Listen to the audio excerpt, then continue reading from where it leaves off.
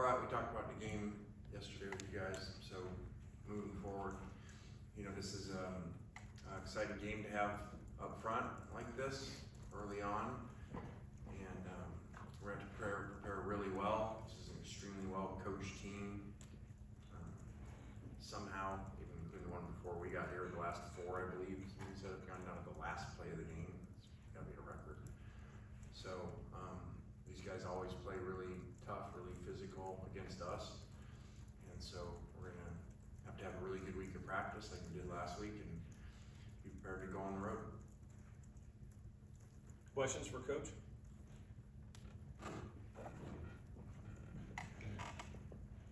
Lane, Jalen Braxton didn't play on Saturday. Well, participation, was it just an injury thing, or is he, you know, what's his deal? And because he had a good camp, if I'm not mistaken, you know, to the point finally got back on the field after battling an injury. Yeah, that was a medical situation.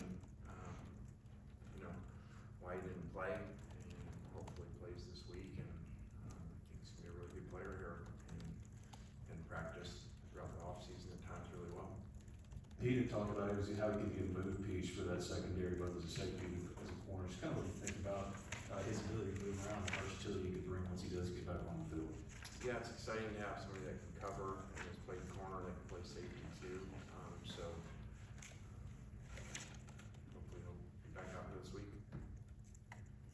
You guys have seen Zach Calzada before at his Texas A&M days. I think it was like 4 years ago or so.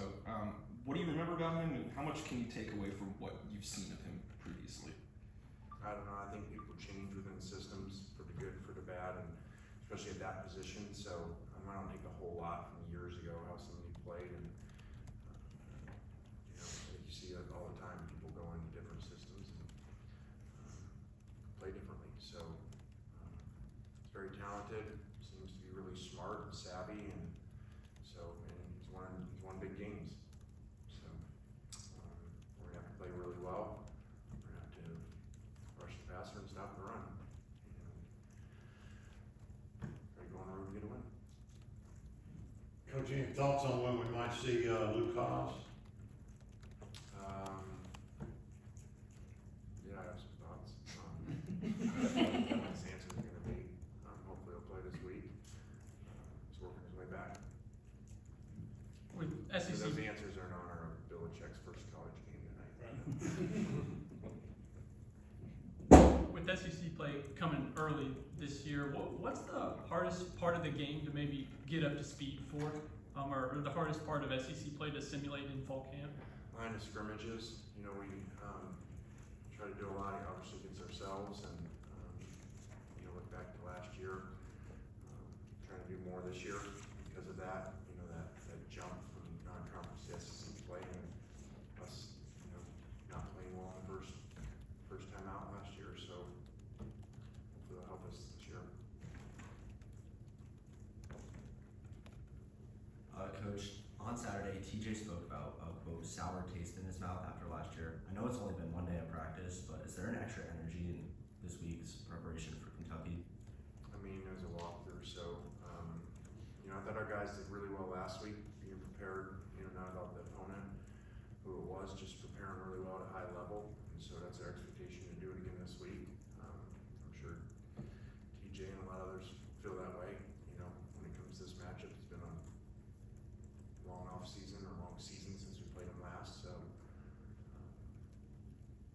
you know, we need to go play better than we did last year. You mentioned Bill Belichick debuting tonight and heading as a coach. Also, a lot of interesting results in college football this weekend. Just what's your overall thought about the first week and how things kind of fell? I don't think I have a lot. Focused on us playing well Saturday, and so I didn't see very much of anything. And, but it sounds like there's a lot of, you know, parity in games and stuff. I think that's going to continue to show. I think it showed last year, just with NIL and how everybody has a chance to get really good players. You know, and just any team can go, but we're paying to get somebody. So I think that causes for parity, and I think that causes people to really be able to jump from maybe a really poor season, where it might take 2-3 years to turn over a roster, to be able to turn over really quick and, you know, completely change the roster and be a very different team